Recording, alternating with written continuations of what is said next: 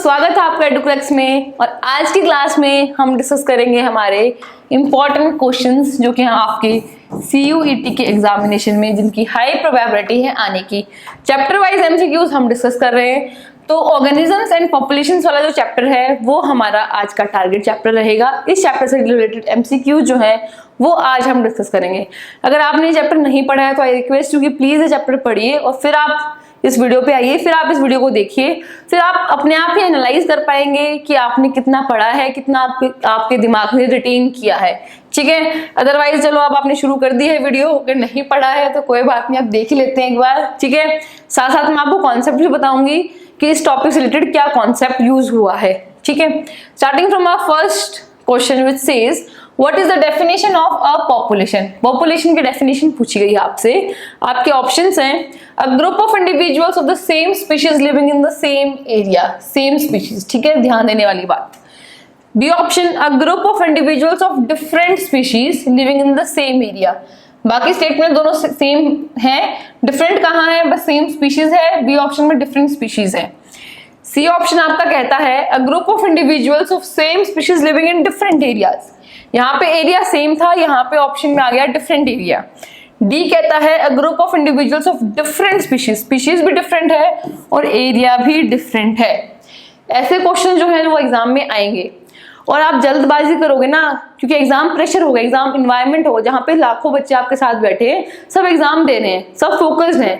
ठीक है, तो ऐसे क्वेश्चंस में, ऐसे स्टेटमेंट्स में कंफ्यूजन हो सकते हैं जो कि सेम सेम दिखती हैं। तो आप जनरली कुछ पढ़ोगे कि अच्छा ये ठीक लग रहा है, टिक कर देता हूँ, ये ठीक लग रहा है, टिक कर देता हूँ। ऐसे टाइम पे ही जरूरी है कि आप अपने दिमाग को काम रखें, शांत रखें, पेशेंट रहें, आराम से धीरे धीरे पूरे क्वेश्चन को पढ़ें, समझें। ठीक है, फिर ही इस क्वेश्चन का आंसर दें। इस टाइप के क्वेश्चन का उसके बाद पढ़ने के बाद ही आप आंसर दें। और इसका यहाँ पे हमारे पास जो करेक्ट आंसर है वो है answer A, that is a group of individuals of same species. What is the population? Population क्या है हमारे पास? सेम स्पीशीज के लोग हैं और क्या है, सेम एरिया में रहते हैं, सेम एरिया में रहते हैं, that is known as population. ठीक है, हमारे पास बेसिक लेवल हम कहाँ से स्टार्ट करते हैं? हम जब डिस्क्राइब करते हैं इकोलॉजी, जब हम पढ़ते हैं तो हम ऑर्गेनिज्म से स्टार्ट करते हैं। हम स्टार्ट करते हैं ऑर्गेनिज्म से। अ ग्रुप ऑफ ऑर्गेनिजम्स जो एक जगह पे रहता है, ठीक है, अब ग्रुप ऑफ ऑर्गेनिजम्स है, इंडिविजुअल्स का ग्रुप है, वो स्पीशीज तो सेम रहेगी। अगर इंसानों का झुंड है तो इंसान ही रहेंगे ना, स्पीशीज तो सेम रहेगी। वो कोई गाय भैंस तो नहीं बन जाएंगे, स्पीशीज जो है वो सेम रहेगी। तो ऑर्गेनिज्म से ग्रुप से हमें क्या बना? हमें बनती है पॉपुलेशन। ठीक है, हमें मिलती है पॉपुलेशन।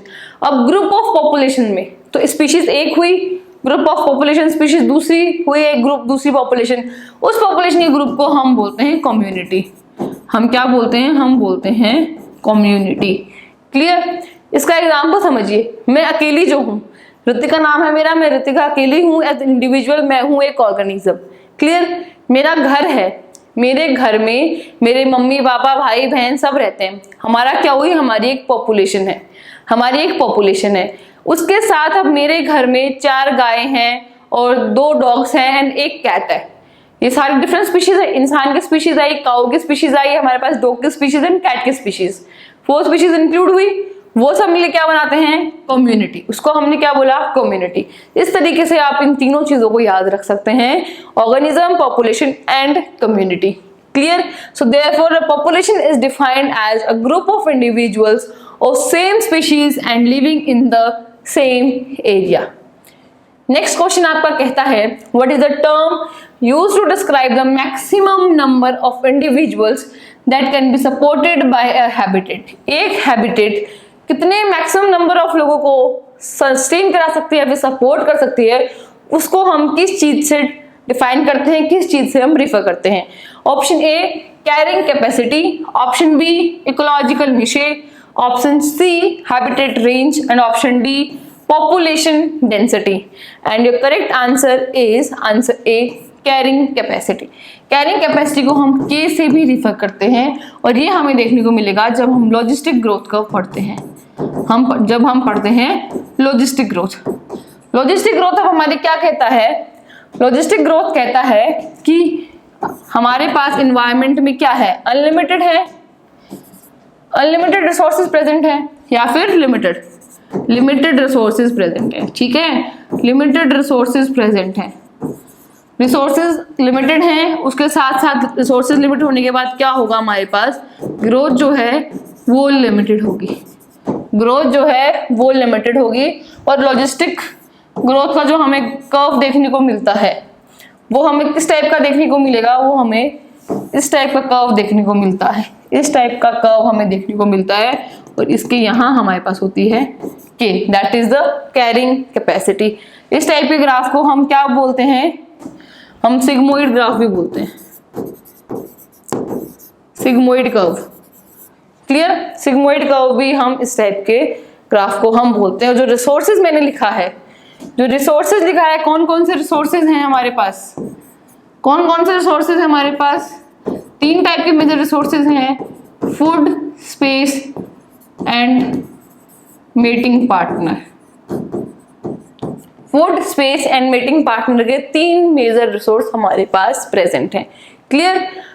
तो carrying capacity is a term which is used to describe the maximum number of individuals that can be supported by a habitat, कि हमारे पास एक एनवायरनमेंट में लिमिटेड रिसोर्स है, इसी वजह से जो ऑर्गेनिजम्स उनकी लिमिटेड ग्रोथ है, उनकी ग्रोथ एक्सपोनेंशियल नहीं कि बढ़ती जाएगी, उनकी ग्रोथ लिमिट हो जाएगी, क्योंकि इन्वायरमेंट की, इकोसिस्टम की, एक हैबिटेट की कैरिंग कैपेसिटी है, ठीक है, जितने लोगों को वो होल्ड कर सकती है। इसका एग्जांपल आप ऐसे समझ सकते हैं कि आप घर में रहते हो और आपके घर में 10 लोगों का ही राशन पानी है, 10 लोगों के लिए आपके पास बेड है, जगह है, खाना पानी है, सारी फैसिलिटीज हैं, तो आपकी कैरिंग कैपेसिटी क्या हुई उस घर की, आपकी कैरिंग कैपेसिटी हुई K, यानी कि K जो कैरिंग कैपेसिटी वो 10 हुई, 10 पीपल्स हुई, मैक्सिमम कितनी हुई, 10 इंडिविजुअल्स को वो सपोर्ट कर सकता है आपका घर, ठीक है। इसी तरीके से हमारा जो इन्वायरमेंट है वो भी, उसकी भी कैरिंग कैपेसिटी है, क्योंकि वहां पे भी limited food, space and mating partner है, ठीक है। आपके घर को आप इन्वायरमेंट से रिफर कर दो और उसके जो मैक्सिमम नंबर इंडिविजुअल्स को जो सपोर्ट कर सकती है उसको हम बोलते हैं कैरिंग कैपेसिटी। इस टाइप का ग्रोथ कर्व हमें देखने को मिलता है, जिसको हम सिग्मोइड कर्व भी बोलते हैं, क्लियर। नेक्स्ट क्वेश्चन आपका कहता है, what is the term used to describe a group of organisms from different species interacting with each other in a particular area. ये भी मैंने आपको बताया था कि इसको हम बोलते हैं, आंसर गिवन है आपको, कम्युनिटी, ठीक है। इसको हम क्या बोलेंगे, इसको हम बोलते हैं कम्युनिटी, क्योंकि हमारा जो बेसिक लेवल अभी मैंने आपको बताया था, बेसिक लेवल हमारा स्टार्ट होता है ऑर्गेनिज्म से। ग्रुप ऑफ ऑर्गेनिजम्स को हमने बोला पॉपुलेशन, हमने बोला पॉपुलेशन, पॉपुलेशन के ग्रुप को हमने बोला कम्युनिटी, हमने क्या बोला, कम्युनिटी बोल दिया हमने, ठीक है। अब एक डिफरेंट बात है हमारे पास, पॉपुलेशन जो है, पॉपुलेशन में सेम स्पीशीज होती है, पॉपुलेशन में आएगी सेम स्पीशीज, कम्युनिटी में हमारे पास आती हैं डिफरेंट स्पीशीज, क्लियर। कम्युनिटी में हमारे पास आती हैं डिफरेंट स्पीशीज। अब हमारे पास क्या है, डिफरेंट स्पीशीज हैं जो कि आपस में इंटरैक्ट कर रही हैं एक एरिया में, उसको हम बोलते हैं कम्युनिटी, क्लियर। उसको हमने क्या बोला, कम्युनिटी। नेक्स्ट क्वेश्चन आपका कहता है, which of the following is example of biotic factor affecting population growth. Population growth को अफेक्ट करने वाला बायोटिक फैक्टर कौन सा है, टेम्परेचर है, रेनफॉल है, सॉइल टाइप है या फिर प्रीडेशन है, कौन सा इन चारों में से कौन सा एक बायोटिक फैक्टर है। इस क्वेश्चन को आंसर करने के लिए आपको पता होने चाहिए कि पॉपुलेशन को अफेक्ट करने वाले कौन कौन से फैक्टर्स हैं। इन फैक्टर्स को हम मेजर 2 तरीके से कैटेगराइज करते हैं। सबसे पहले कैटेगराइज करते हैं हम बायोटिक फैक्टर्स, दूसरे तरीके से हम कैटेगराइज कर सकते हैं अबायोटिक फैक्टर्स। तो अब आपसे पूछा गया है बायोटिक फैक्टर, ठीक है। इसका करेक्ट आंसर आपके पास आ जाता है प्रीडेशन, ठीक है, प्रीडेशन, क्योंकि temperature, rainfall and soil type ये हमारे पास क्या है, अबायोटिक फैक्टर्स प्रेजेंट है। 4 अबायोटिक फैक्टर हमने पढ़े थे, temperature, water, soil and light. These 4 were the abiotic factors that we have studied. And biotic factors जो हैं, बायोटिक फैक्टर्स में हमने पॉपुलेशन इंटरैक्शंस पढ़े थे। कौन कौन से इंटरैक्शंस पढ़े थे, जिसकी म्यूचुअलिज्म, वो हमारे पास फैक्टर्स हैं जो पॉपुलेशन ग्रोथ को इफेक्ट करते हैं। म्यूचुअलिज्म, कंपटीशन, इसके अलावा हमने पढ़ा था प्रीडेशन, पैरासिटिज्म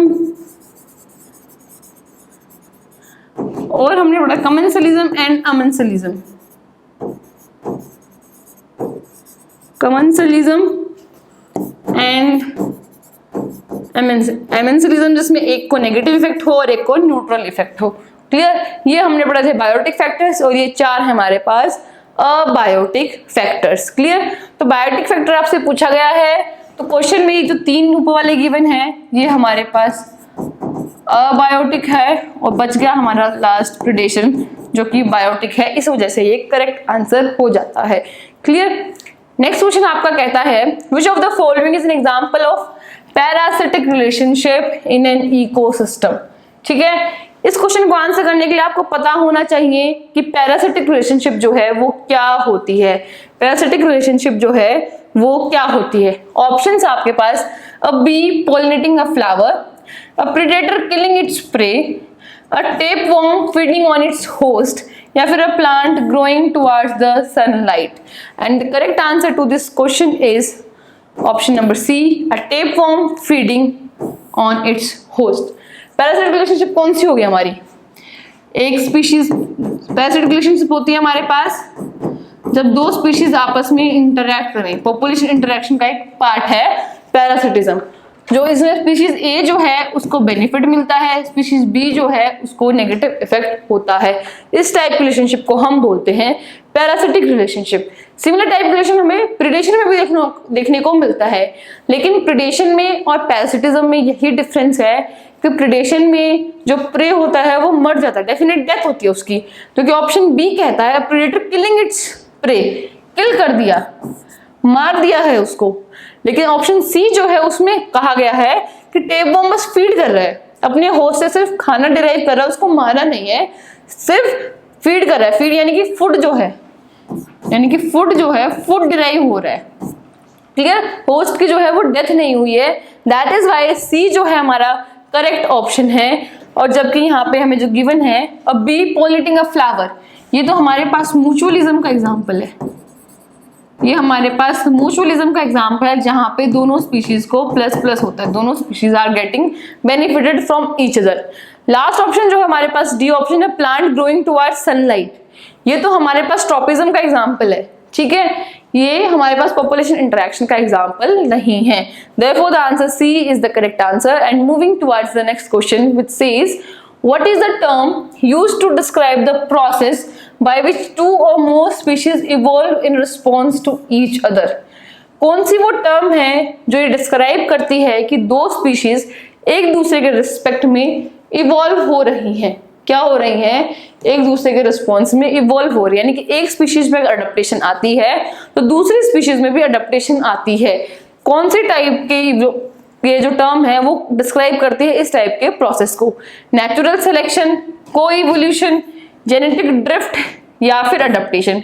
इन चारों में से कौन सा ऑप्शन करेक्ट है हमारे पास? And the option correct is B, coevolution. ठीक है, जब स्पीशीज ए इवॉल्व करे और स्पीशीज बी भी उसी के रिस्पॉन्स में इवॉल्व करे उसको हम बोलते हैं को-इवोल्यूशन। एंड जनरली जो स्पीशीज एनवायरनमेंट में प्रेजेंट हैं दे टेंड टू को-इवॉल्व। हमारा जो नेचर है वो कंपटीशन को प्रमोट नहीं करता, वो को-इवोल्यूशन जो है को-इवोल्यूशन को प्रमोट करता है। और जो मेजर तरीके से अगर हम को-इवोल्यूशन की बात करें तो हमें जो म्यूचुअलिज्म है या फिर हम बोल सकते हैं म्यूचुअलिस्टिक रिलेशनशिप जो है वहां पे हमें को-इवोल्यूशन ज्यादा देखने को मिलता है। क्लियर, नेक्स्ट ऑप्शन क्वेश्चन हमारा कहता है what is the term used to describe the movement of individuals into a population? Movement of individuals into a population, options आपके immigration, immigration, natality and mortality. कौन सी वो टर्म है जो कि डिस्क्राइब करती है? And correct answer is option number B, immigration. क्योंकि अगर हम किसी पॉपुलेशन की बात करते हैं, अगर हम किसी पॉपुलेशन की बात करें तो क्या होगा हमारे पास? जो नैटेलिटी है, what is natality? Natality is the number of births given. ठीक है, what is mortality? Mortality is number of deaths. Number of deaths जो किसी पर्टिकुलर एरिया में किसी पर्टिकुलर टाइम पीरियड पे हुई हैं। तो जो नैटेलिटी है वो पॉपुलेशन में ऐड करेगी पॉपुलेशन को। ठीक है, ये ऐड करेगी क्योंकि बर्थ हुए हैं। मोर्टेलिटी क्या है? सब्सट्रैक्ट करेगी क्योंकि डेथ हुई है। क्लियर, इसी तरीके से हमारे पास जो 2 टर्म्स हैं इमिग्रेशन इमिग्रेशन और हमारे पास टर्म है इमिग्रेशन। ठीक है, इसमें क्या होगा हमारे पास, इमिग्रेशन में कोई लोग पॉपुलेशन में मूव करेंगे तो ऐड होगी। ठीक है, इमिग्रेशन में लोग पॉपुलेशन से बाहर मूव करेंगे तो सब्सट्रैक्ट होगी पॉपुलेशन। क्लियर। इमिग्रेशन का एग्जांपल है कि इंडिया में कोई फॉरेनर बाहर से रहने आ जाए, दैट इज इमिग्रेशन, की पॉपुलेशन में ऐड हो रहे हैं। इमिग्रेशन इज उस पॉपुलेशन से वो बाहर निकल जाए, दैट इंडिविजुअल्स या फिर that group of individuals have left that area, have left that habitat. ठीक है, क्लियर। अब पूछा गया, ध्यान से सुनने, आप कभी पढ़ोगे इस क्वेश्चन को तो जल्दबाजी में आप नैटेलिटी को भी टिक कर सकते हो कि जो नैटेलिटी है हमारे पास, नैटेलिटी में भी क्या होता है, आप बोल सकते हो पॉपुलेशन ऐड होती है। ठीक है, लेकिन आपसे पूछा गया है मूवमेंट। ठीक है, इंडिविजुअल्स एडिंग इनटू पॉपुलेशन आप नैटेलिटी कर सकते हो, but this is not adding, this is the movement. Specific ध्यान देना है आपको इस वर्ड पे जो कि दिया गया है मूवमेंट, कि मूवमेंट हो रही है। नैटेलिटी और मोर्टेलिटी में कोई मूवमेंट नहीं है, बल्कि प्रोसेस है, बर्थ का और डेथ का प्रोसेस है। लेकिन इमिग्रेशन और इमिग्रेशन में ये मूवमेंट है कि लोग मूव हो रहे हैं, पॉपुलेशन जो है, पॉपुलेशन मूव हो रही है, स्पीशीज मूव हो रही है एक जगह से दूसरी जगह पे। इसी मूवमेंट को हम बोलते हैं पॉपुलेशन में वो इनसाइड मूवमेंट होती है, इमिग्रेशन जब पॉपुलेशन से आउटसाइड मूवमेंट हो रही है तो सब्सट्रैक्ट होती है, इसको हम बोलते हैं इमिग्रेशन। क्लियर, डिफरेंस समझ आया आपको, क्योंकि मूवमेंट जो है वर्ड वो गिवन है हमारे पास। नेक्स्ट क्वेश्चन हमारा कहता है Which of the following is an example of adaptation in an organism? Adaptation पूछा है, इससे पहले आपको पता होना चाहिए कि अडप्टेशन होती क्या है। ठीक है, ऑप्शंस आपके पास, the ability to camouflage, the ability to hibernate, the ability to fly and the ability to reproduce asexually. Now what is an adaptation? Let us discuss first before answering this question. What is an adaptation? Adaptation एक attribute है, adaptation is an attribute। ठीक है, या फिर हम बोल सकते हैं ट्रेट है, कैरेक्टर है किसी ऑर्गेनिज्म का जो कि तीन चीजों से हमें दिखता है। एट्रीब्यूट जो कि तीन चीजों से हमें दिखेगा, कौन कौन से वो तीन चीज है, मॉर्फोलॉजिकली, फिजियोलॉजिकली या फिर बिहेवियरल।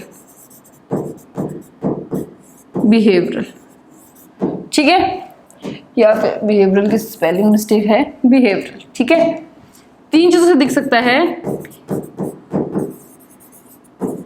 ठीक है, एक एट्रीब्यूट एडेप्टेशन जो कि मॉर्फोलॉजिकली, फिजियोलॉजिकली या फिर बिहेवियरल हमें दिखेगा, जो कि एक इंडिविजुअल को हेल्प करता है सरवाइव करने में और बेटर तरीके से रिप्रोड्यूस करने में उसी सेम हैबिटेट में।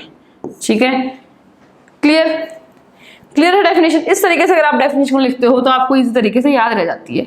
ठीक है, that adaptation is an attribute, trait और कैरेक्टर ऑफ एन इंडिविजुअल या फिर of an organism which is shown by morphologically, physiologically और behavioural that helps the individual to survive and reproduce better in the given habitat और in the given location. Clear.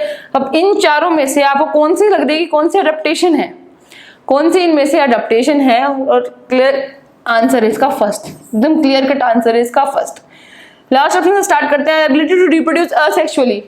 Asexually reproduce करना कोई adaptation है नहीं, organism generally normal condition में asexually reproduce करते हैं।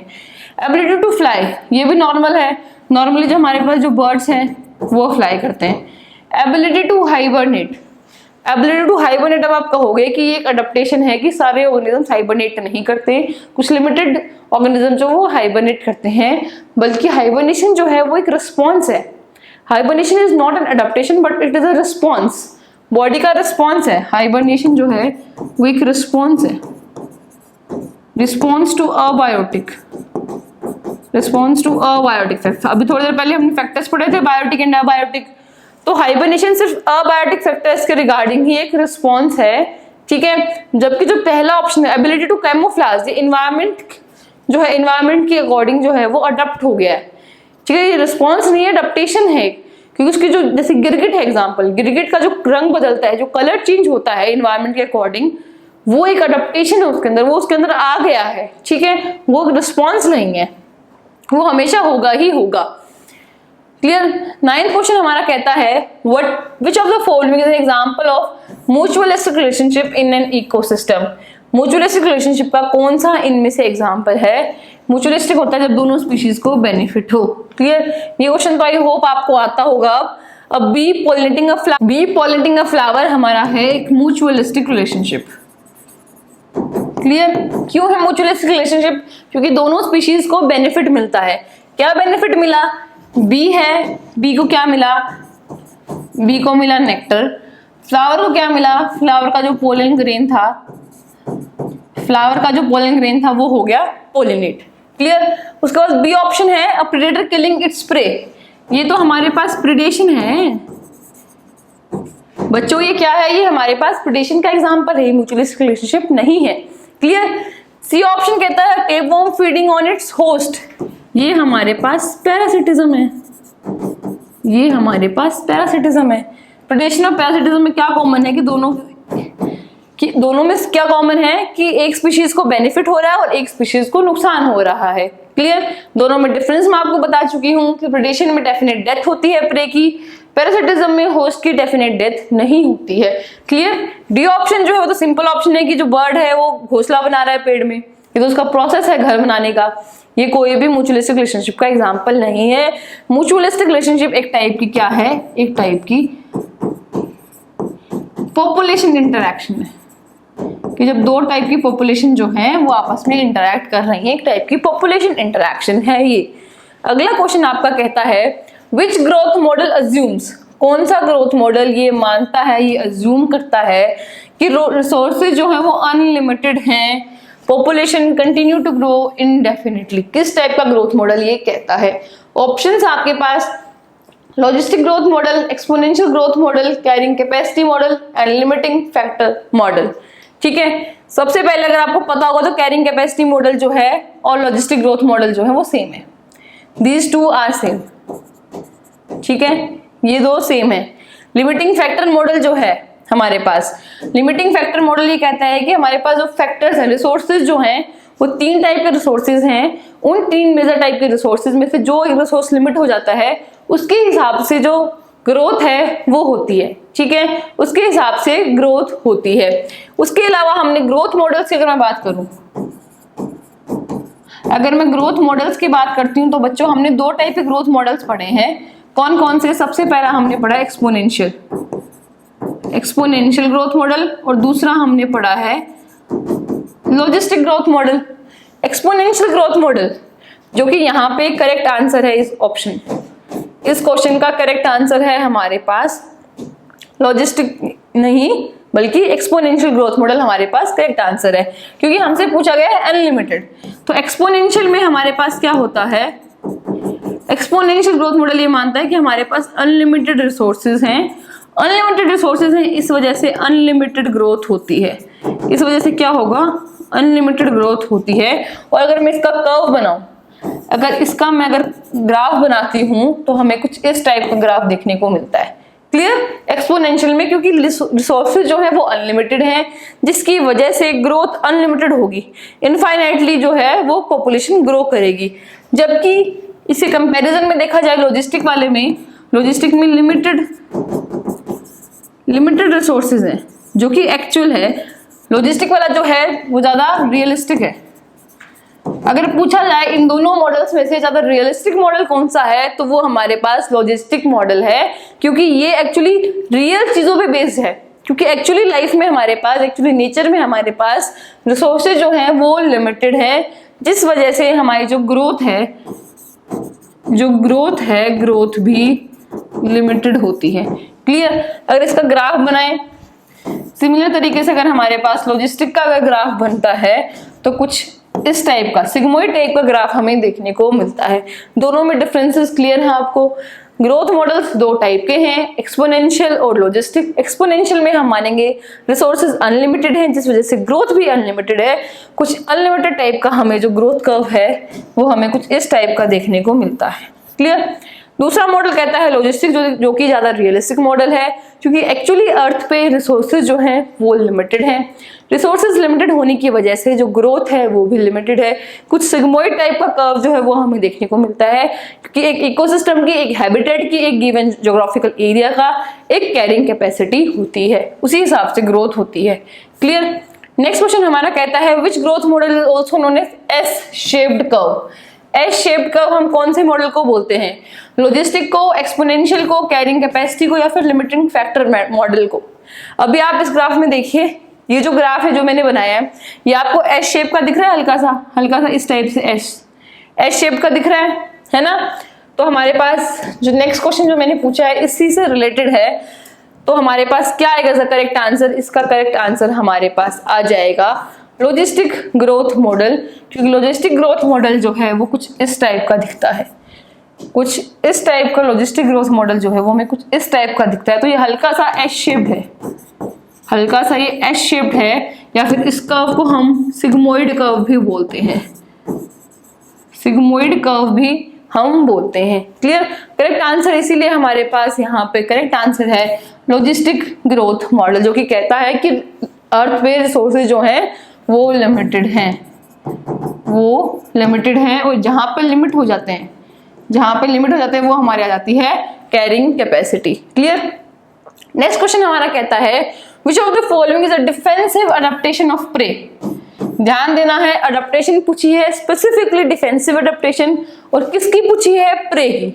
ठीक है, कोई भी अडेप्टेशन नहीं टिक करनी है, सिर्फ प्रे वाली अडेप्टेशन जो है वो आपको बतानी है। ऑप्शन है कैमोफ्लेज, शार्प क्लोज, स्ट्रॉन्ग जोज, या फिर पावरफुल मसल्स। ये चारों आपके पास ऑप्शंस हैं, और इसका जो करेक्ट आंसर है वो है ऑप्शन ए, क्योंकि जो तीनों की जो बची हुई बाकी जो अडेप्टेशंस है, क्लोज का शार्प होना, जोज का स्ट्रॉन्ग होना, मसल्स का पावरफुल होना, ये प्रीडेटर की है। ये क्या है? प्रीडेटर की अडेप्टेशंस है। प्रे की पूछी है, कैमोफ्लेज होने की अडेप्टेशन जो है ये है प्रे की अडेप्टेशन, कि जैसा इन्वायरमेंट का कलर होता है उस टाइप का कलर हो जाए। जैसे कि हमें गिरगिट में देखने को मिलता है कि अगर इन्वायरमेंट का कलर वो पेड़ पे है, अगर हरा कलर है पेड़ पौधों का, तो गिरगिट का भी कलर हरा हो जाएगा। ठीक है, अगर गिरगिट जमीन पे प्रेजेंट है तो गिरगिट का कलर ब्राउन हो जाएगा। इसी फीचर को हम बोलते हैं कैमोफ्लेज। ठीक है, कि इन्वायरमेंट के कलर जैसा सेम कलर होना ऑर्गेनिज्म का, तो वो प्रे की एक डिफेंसिव अडेप्टेशन है। क्लियर? नेक्स्ट क्वेश्चन हमारा कहता है what is the host in A parasitic relationship, कि पैरासिटिक रिलेशनशिप जो है जिसमें एक ऑर्गेनिज्म को बेनिफिट होता है, एक को नुकसान होता है, उसमें जो होस्ट है, होस्ट कौन सा है ये पूछा आपसे। The organism that benefit in the relationship, the organism that is harmed in the relationship, both the organisms in the relationship are host, या फिर none of the above. Simply आपसे पूछा गया पैरासिटिक रिलेशनशिप में आपको पता होना चाहिए कि एक स्पीशीज को फायदा होता है, एक स्पीशीज को नुकसान होता है, इतना पता है हमें। अब ये पूछा कि होस्ट किसको बोलेंगे? जिसको फायदा हो रहा है, जिसको नुकसान हो रहा है, हम होस्ट किसको बोलेंगे? होस्ट हम बोलेंगे कि जिसको नुकसान हो रहा है, the one that is harm. जिसको नुकसान होता है उसको हम बोलते हैं होस्ट। क्लियर? जिसको नुकसान होता है उसको हम बोलते हैं होस्ट, या फिर जिसको फायदा उसको हम बोलते हैं पैरासाइट, उसको हम बोलते हैं पैरासाइट। क्लियर? नेक्स्ट क्वेश्चन आपका कहता है what is the host in a commensal relationship. अब कमेंसल रिलेशनशिप में पूछा गया है होस्ट क्या है, या फिर कमेंसलिज्म में आपसे पूछा, कमेंसलिज्म में क्या होता है? हमारे पास एक ऑर्गेनिज्म को फायदा होता है, एक ऑर्गेनिज्म को फायदा नहीं होता है, ना ही उसको नुकसान होता है, न्यूट्रल रहता है वो। अब पूछा गया कि इसमें, इस केस में हम होस्ट किसको बोलेंगे? कि जिसको फायदा हो रहा है, जिसको नुकसान हो रहा है, या फिर दोनों ऑर्गेनिजम्स, या फिर नन ऑफ द अबव।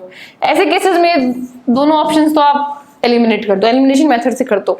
अगर आपको ये भी पता है कि +0, ठीक है, तो भी अगर आप इस क्वेश्चन का आंसर करना चाहो तो इस क्वेश्चन का आप आंसर कर सकते हो। क्या आंसर? अब इसका नन ऑफ द अबव। हमने कहा कि हम इसको एलिमिनेट किया, लेकिन हम एलिमिनेट इसमें नहीं कर पाए। किस तरीके से नहीं कर पाए? कि बेनिफिट जिसको होता है उसको तो हम होस्ट नहीं बोलते, जिसको बेनिफिट होता है उसको हम क्या बोलते हैं? उसको हम बोलते हैं कमेंसल। जिसको बेनिफिट होता है उसको कमेंसल बोलते हैं। लेकिन हार्म है यहाँ पे न्यूट्रल नहीं पूछा, यहाँ पे हार्म पूछा गया है। तो हार्म तो यहाँ पे कोई भी नहीं है, क्योंकि जो इस एक को फायदा होता है, एक को न्यूट्रल रहता है, एक को ना फायदा ना नुकसान, तो हार्म वाला तो कोई भी नहीं है। अब यहाँ पे पूछा गया बोथ ऑर्गेनिजम्स, तो बोथ ऑर्गेनिजम्स तो हमारा नहीं हो सकता, बोथ ऑर्गेनिज्म जो है वो हमारा नहीं हो सकता। ठीक है, आंसर बचेगा none of the above is a commensal. ठीक है, none of the above is a host. क्या होगा हमारे पास? क्या होगा हमारे पास? हमारे पास जो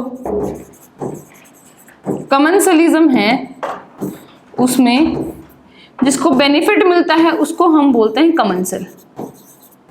ठीक है, जो न्यूट्रल रहता है उसको हम बोलते हैं होस्ट।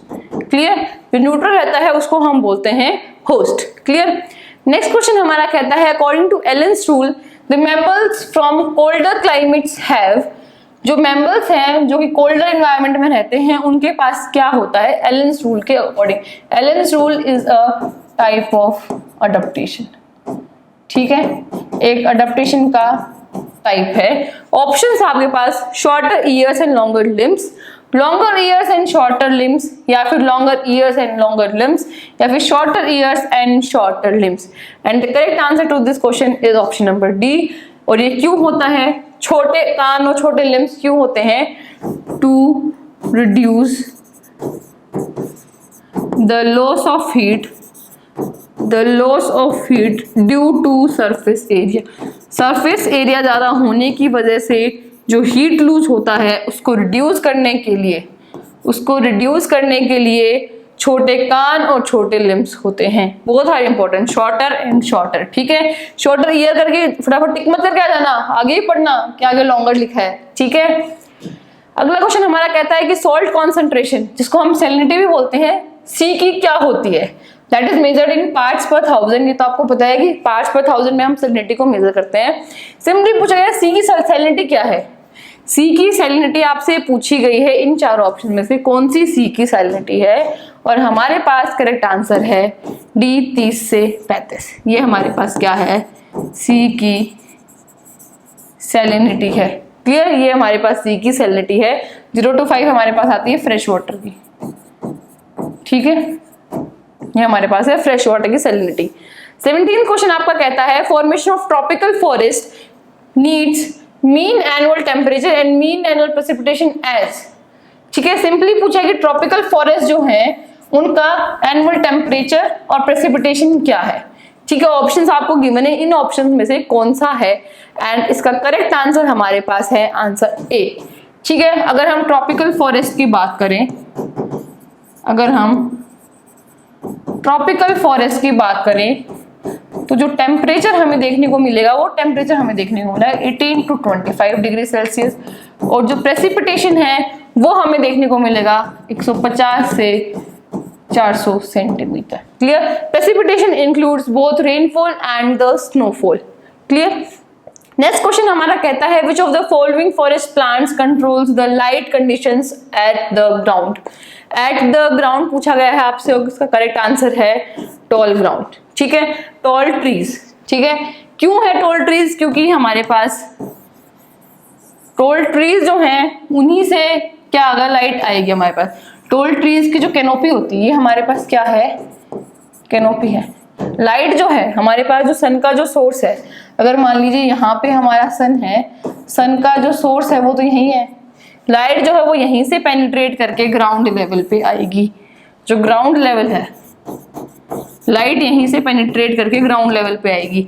अगर टॉल ट्रीज की कैनोपी ज्यादा है तो लाइट जो है वो कम आएगी, टॉल ट्रीज की कैनोपी अगर कम है तो लाइट जो है वो ज्यादा आएगी। क्लियर, लाइट जो है वो ज्यादा आएगी। तो मैं लिख सकती हूं कैनोपी अगर ज्यादा है तो लाइट कम आ पाएगी। क्लियर, और इसी तरीके से अगर कैनोपी कम है तो ग्राउंड पे जो लाइट है वो ज्यादा आ पाएगी।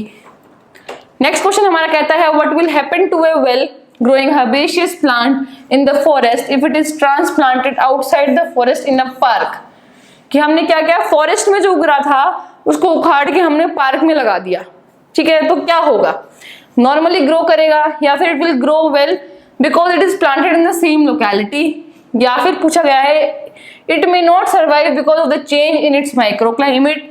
ऑप्शन डी कहता है it grows very well because the plant gets more sunlight, कि फॉरेस्ट में कम सनलाइट मिल रही थी, पार्क में ज्यादा सनलाइट मिलेगी, इस वजह से वो अच्छे से ग्रो करेगा। और इसका यहाँ पे हमारे पास करेक्ट आंसर है सी, इट मे नॉट सर्वाइव। अगर आप किसी प्लांट को जो कि फॉरेस्ट में है उससे उखाड़ के अगर आप उसको पार्क में लगा दोगे तो जरूर थोड़ी वो सर्वाइव कर पाएगा। किसी बच्चे को अगर आप जो इंडिया में रहता है उसको आप किसी विदेश में भेज दोगे तो जरूर थोड़ी उसको हाँ मन लग जाएगा, वो अच्छे से सर्वाइव कर पाएगा, नहीं, इट इज नॉट कंपल्सरी। हो भी सकता है लेकिन इट मे नॉट, मेक आएगी, कंपल्सरी ना कि नहीं ग्रो सर्वाइव करेगा, लेकिन हो सकता है कि ना भी करे। बाकी में तो श्योरिटी थी कि ग्रो करेगा, सी में एक डाउट था कि हो सकता है ना करे, therefore the C option is the correct. And moving on to our last question of today which says If a population of 50 paramecium present in a pool increases to 150 after an hour, what would be the growth rate of the population? Growth rate आपसे पूछी गई है, clear, कि 50 थे हमारे पास और हमें time मिला 1 घंटे का, यानी कि 60 मिनट्स का हमें टाइम पीरियड मिला और उसके बाद कितने हो गए, 150 हो गए।